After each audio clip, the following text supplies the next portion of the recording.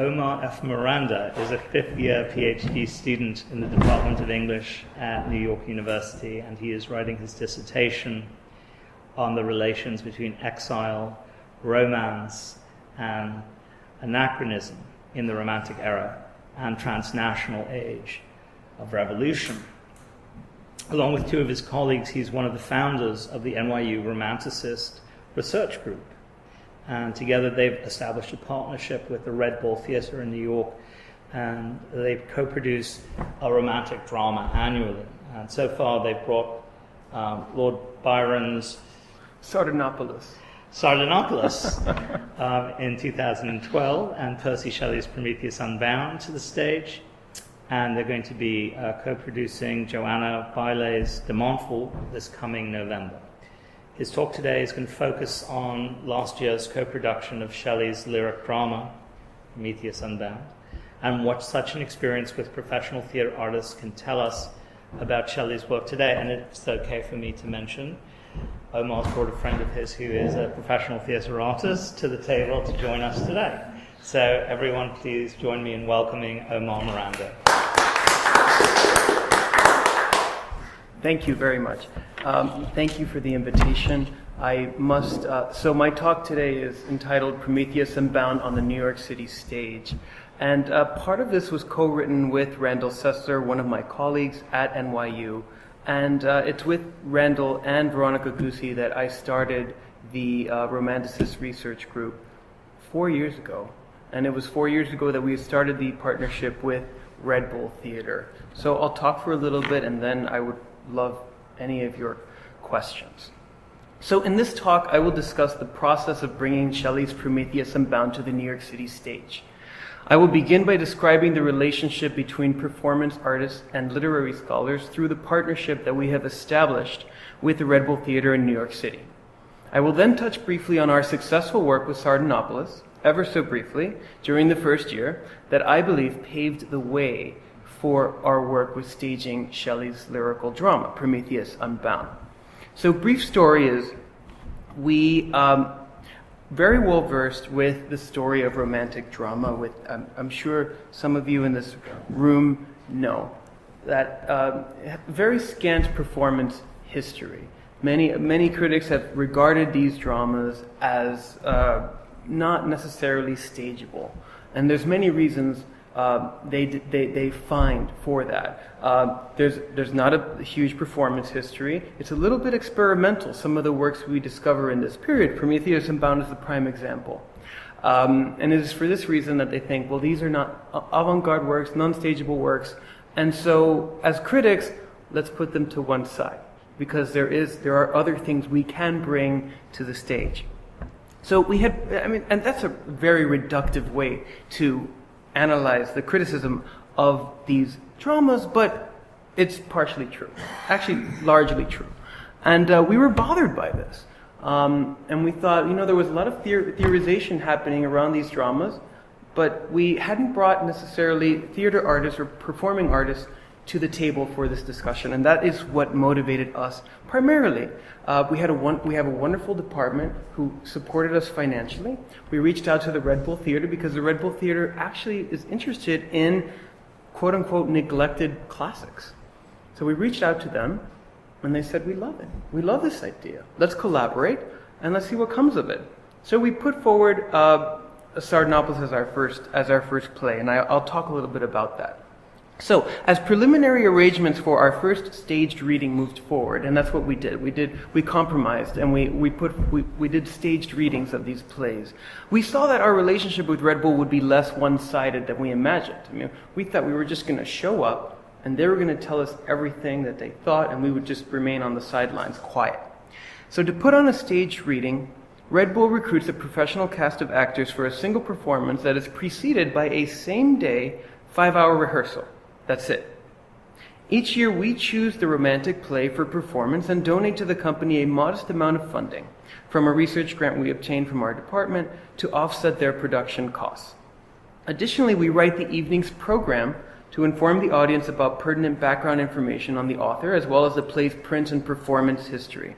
In the program, we point out that the work's alleged status as unintended for the stage making spectators aware of the, quote, rare occurrence they are witnessing. Along with the director and some actors, moreover, we participate in a post-show discussion for interested audience members wishing to engage further with the performance. The Red Bull team takes care of most other details. They select the actors, director, and venue. They conduct rehearsals, and they oversee the advertising and the ticket sales. At the rehearsals for our co-production of Byron's Sardanapalus, we were introduced to the theater team as, quote, literature researchers from the NYU Department of English, preparing for our expected roles as curious but largely passive bystanders. However, as rehearsals progressed, the artists, actors, and director relied increasingly on us instead of their own in-house dramaturgs for textual expertise. We provided both the actors and the director with contextualizations of the plays, paraphrases of lines, and other close readings of the dramas. At the same time, we noted the exchanges between the director and the actors during rehearsal, for instance, including initial impressions of and reactions to the plays. The opportunity permitted us a form of ethnography, in which the theater became our field research site. During both performances, we learned much about the play, while contributing valuable knowledge and ideas. Throughout the process, the literary scholar assumed a different role among theater professionals in the public domain, becoming resident dramaturgs and expert mediators of the performed text's context and content. We provided a service not just to theater professionals during rehearsals, but to the engaged attendees from the local community who wished to know more about our perspectives of the dramas through the written program or the post-show talk.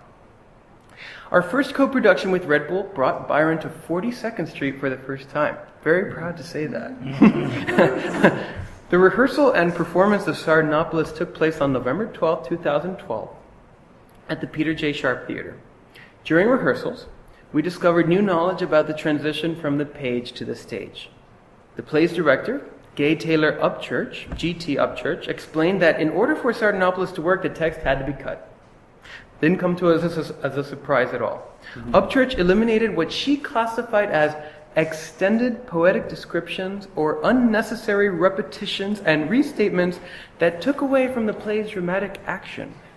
Upchurch also justified her line cuts to us, explaining the priority of keeping the audience's attention, delivering as clear a plot sequence as possible, free of dense, elusive verse, and maintaining a reasonable performance time.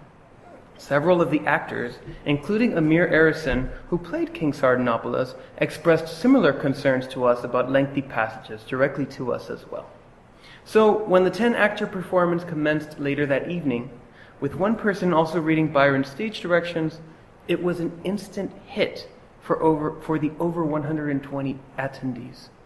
The play was received with frequent laughter and enthusiastic applause, owing no doubt to the talented cast and director who made it possible, especially Amir Arison's very likable and charming interpretation of King Sardanapalus. Despite the line cuts, several of the New York City audience members were likely able to enjoy Byron's work for the first time, not through a private reading, but as a theatrical experience. And we suspect that the performance may have enticed some of them to investigate Byron's work further. We were just stunned that the audience was responding so well to Byron's work, laughing time and every other line, and something that didn't connect with us when we necessarily read it on the page. Our unexpected success. So, I'm going over our first year's experience very quickly, and if you have any questions about it, I'm happy to address that after or in private.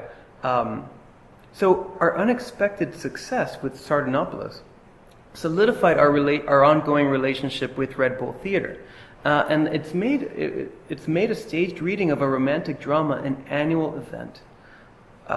The positive reception also prompted us to raise our stakes of our research project the following year by choosing Shelley's lyrical drama Prometheus Unbound, a play that has been nearly quarantined to print with only a handful of copies even making it to the press in Shelley's lifetime.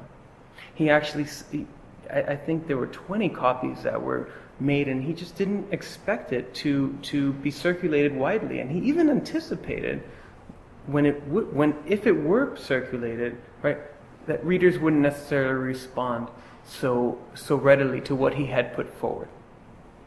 While rare, adaptations of Shelley's drama have mostly relied on the play's musical qualities. In 1880, the English composer Hubert Parry wrote a number of scores for Prometheus Unbound. He is best known for his choral song, Jerusalem, based on the short introductory poem in William Blake's Milton. In April 1930, and I actually have a handout for you all, found this recently. It's cool. In April 1930, this is an article from the New York Times, April 1930. St. Mark's on the Bowery, under the aegis of Reverend William Norman Guthrie and his daughter Phoebe Anna Guthrie, put on a staging of the play in 3 acts to show Shelley's version of a, quote, new world religion. According to Reverend Guthrie, quote, Shelley saw the expected twilight of the gods as the dawn of a greater divinity. He perceived that there was always a nexus between new and old, that cults, rites, and myths, and often names, survive the old to receive fresh meaning and power as vehicles of a new spirit. I'm curious what kind of a reception this received, and we can talk more about it in the Q&A. So between 1937 and 1944, Havergal Brian, another English composer, created a 4-hour opera of Shelley's play and considered it among his most important work.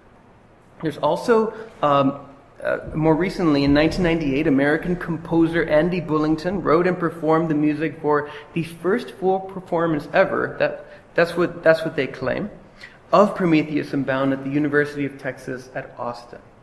And then, it would seem, last year, when we brought Shelley back to New York, when we put Shelley on in New York City, it would appear that was the first performance of it in the 21st century. And then we have our performance here in September to look forward to, which will add to that very short list of this, quote, unstageable or unperformable piece. So in his preface, Shelley explains that the play's, quote, beautiful idealisms of moral excellence are intended for the highly refined imagination of the more select classes of poetical readers.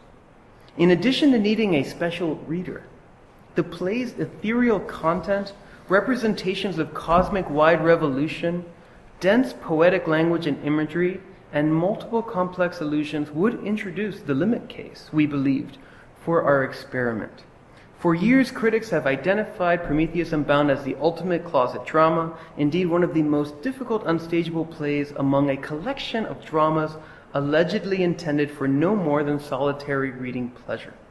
Admittedly, it is also a challenge, if anyone has ever done this, for undergrads in the classroom, not least because of its political allegorical heft. With these obstacles in mind, and lacking the light-hearted mood that Sardanapalus provided the year prior, we wondered how it would fare with the New York City crowd. So the conversations leading up to and during rehearsal were similar to those the previous year, but with one major exception. Craig Baldwin, the Associate Artistic Director of Red Bull, decided to direct Prometheus Unbound personally, accepting the Chilean challenge with eagerness. In an interview prior to the show, he reminisced with us about his Juilliard voice and speech class days, in which his instructor would use Asia's famous Enchanted Boat song as a rich demonstration of the expressivity of language and sound. And I think they would use the stanzas as warm-up exercises. Even though that song was Baldwin's first and only exposure to the play before our collaboration, he welcomed the chance to direct the drama for 2 major reasons. The first was the draw of what he considered to be Shelley's, quote, ecstatically appealing verse, and the poet's ambitious attempt, quote, to describe the indescribable.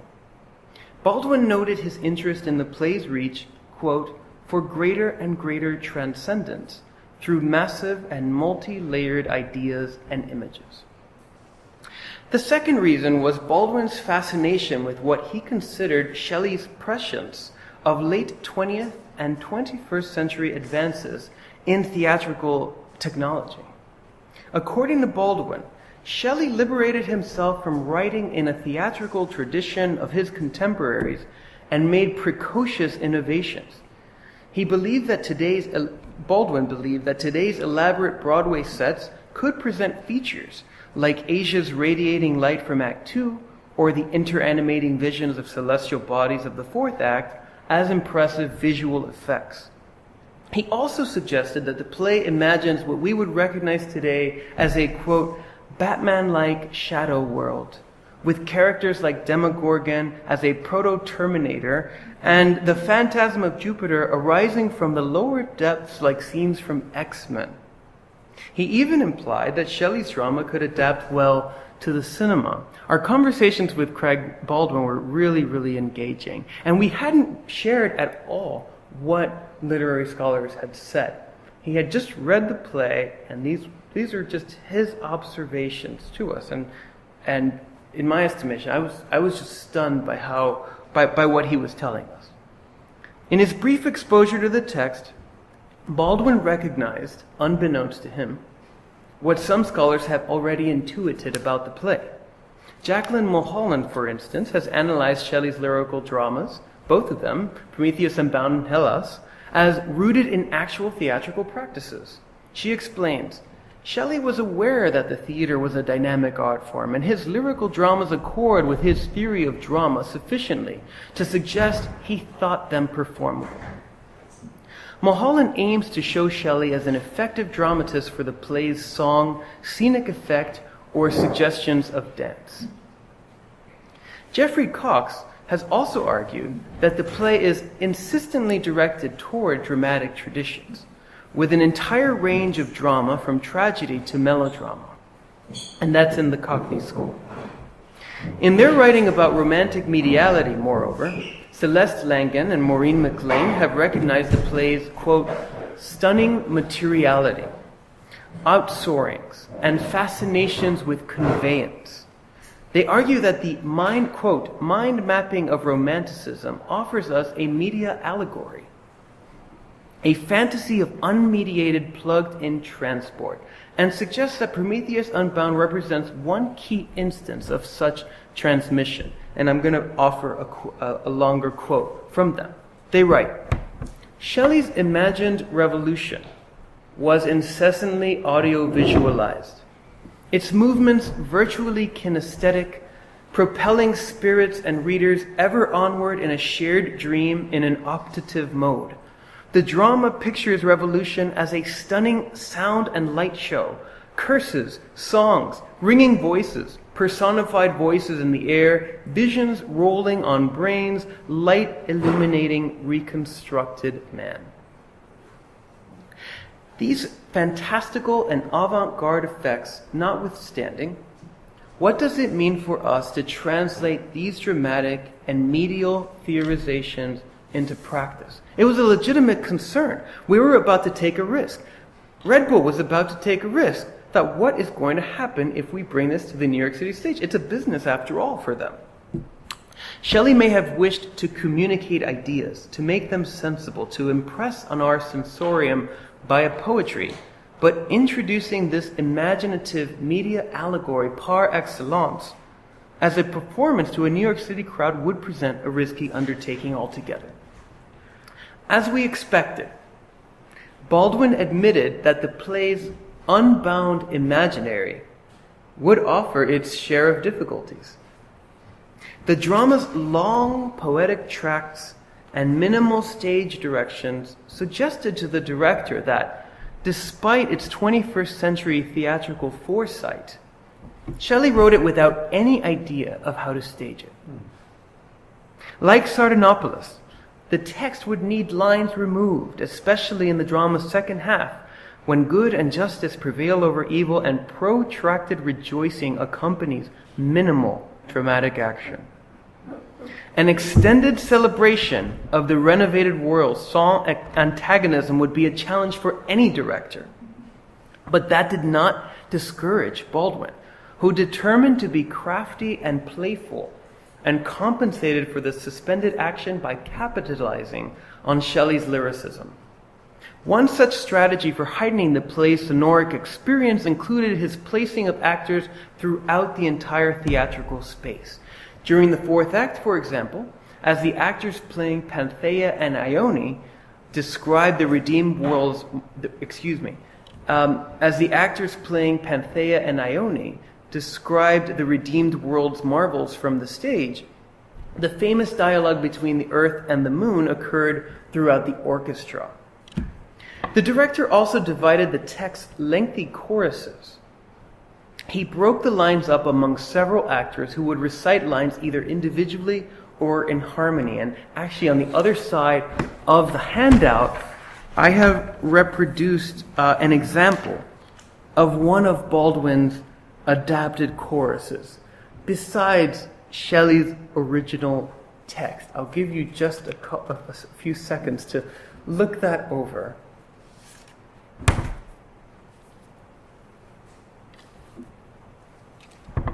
So Baldwin converted Shelley's dense blocks of song into progressive chants of alternating lines.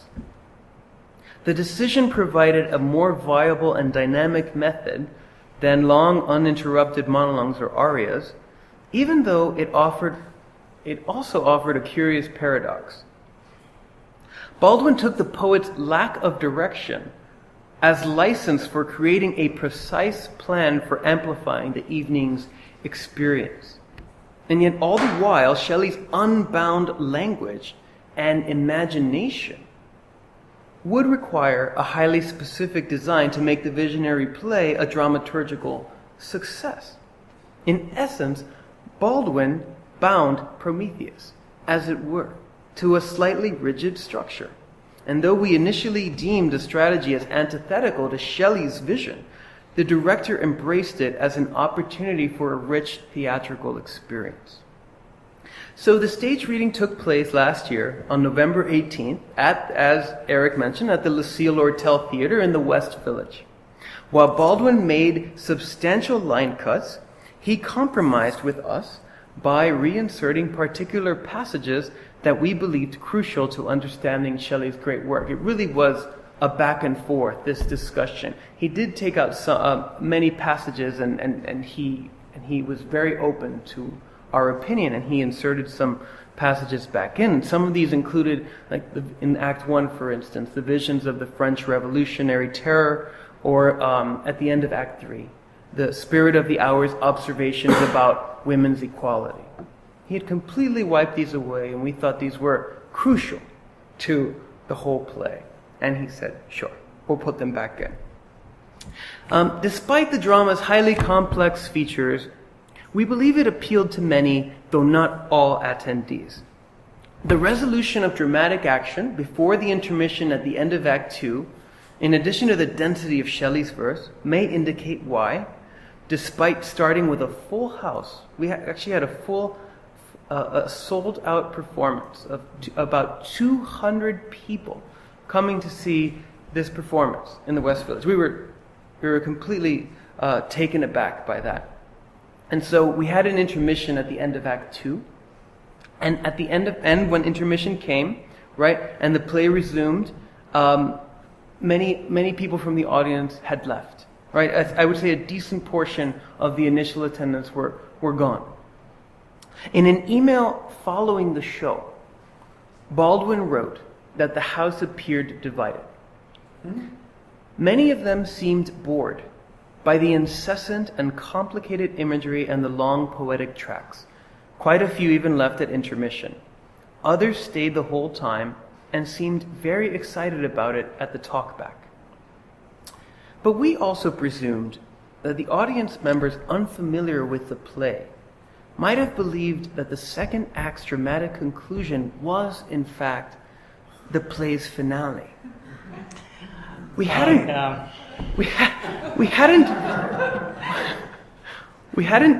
we hadn't really told them that it was 4 acts. So I really believe that they thought this. Regardless, whether the theater goers left deliberately or not, Shelley's caution from his preface resonated that evening, I think. Right? When Shelley says, right, this was intended for select classes of poetical readers, it's totally true. Right? In the broadest sense in which we can interpret the idea of reading. Right? This is strictly meant for select classes. Right? But again, as with Sardanapalus, right? We had a number of people encountering Shelley's lyrical drama for the first time as a performance, not as a play in print in some anthology. So in addition to sparking a lively post-show discussion that explored both the challenges and opportunities of Baldwin's adaptation, the event also received positive reviews, reviewing the performance as a rare and unexpected delight for the Keats-Shelley organization of America.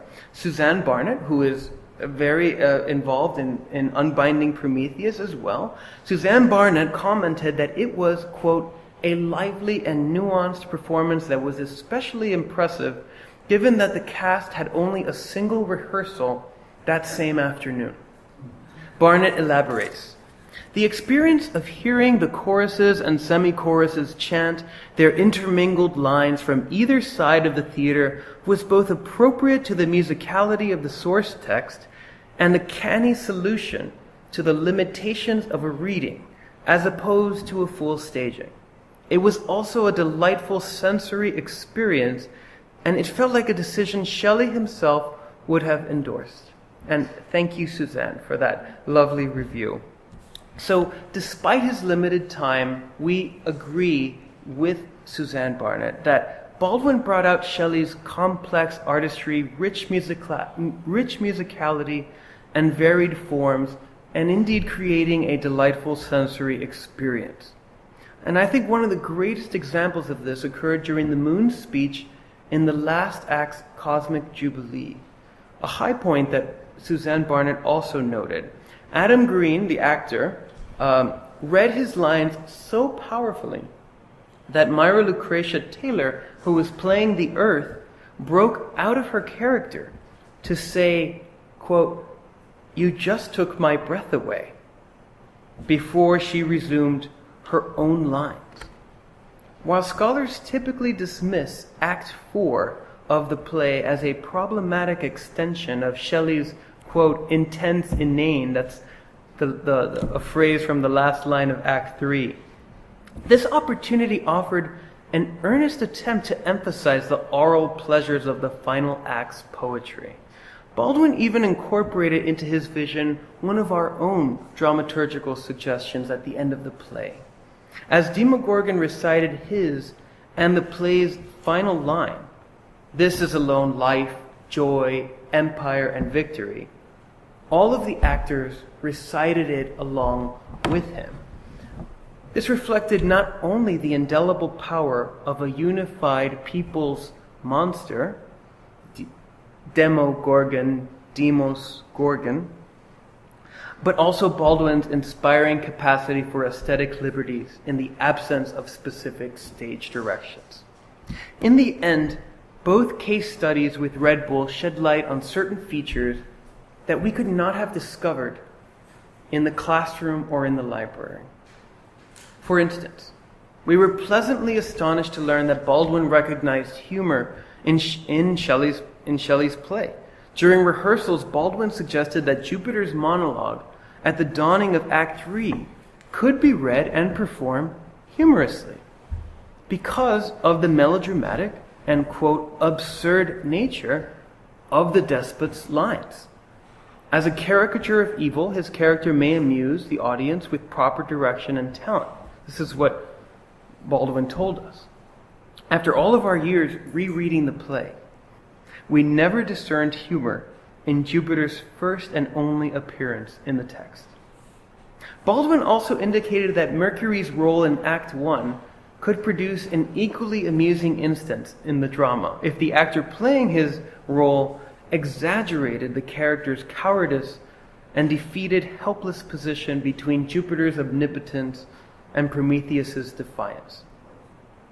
So despite part of the audience leaving at intermission during the show, both events supported our initial hypotheses that these dramas could benefit greatly from staging and fare well as performances in their own right. In addition, Baldwin showed that professional talent direction and even adaptation can animate even the most experimental, avant-garde, and rhythmically dense work.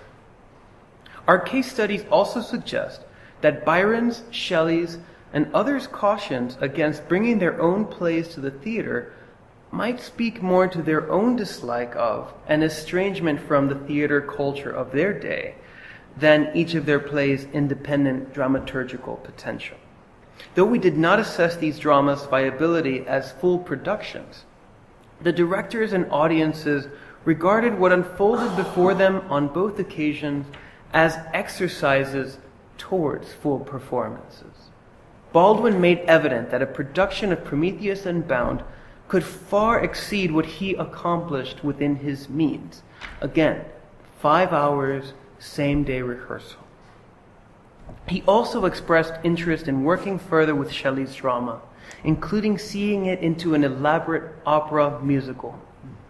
And I am in full agreement. Thank you.